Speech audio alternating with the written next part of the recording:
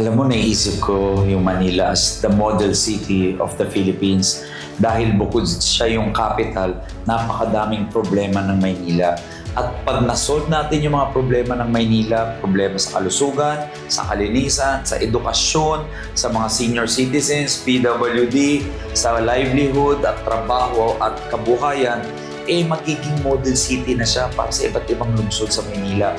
Kung ano man yung mga programang ipapatupad natin para sa kalusugan, sa edukasyon at sa kabuhayan ay gayahin din ng iba't ibang lungsod sa buong Pilipinas. At gusto ko ring dalhin ang aking sales and marketing expertise sa Maynila para ma-improve yung kagandahan ng Maynila. Ngayon kasi napakadumi niya, hindi talaga siya puntahan ng mga turista at ang iba natin mga kababayan. Gusto kong baguhin lahat yun. Gusto kong maging ehemplo tayo ng kalinisan, mapuntahan yung iba't ibang magagandang lugar sa Maynila kasi ang Maynila is a heritage site. Napakadaming magagandang lugar sa Maynila na sana napopromote ng mabuti, nape-preserve natin, napapaganda para talagang tangkilikin ng mga kababayan natin at ng mga ibang mga turista. Yun po ang gusto nating gawin sa Maynila. Gawing model city siya ng buong Pilipinas.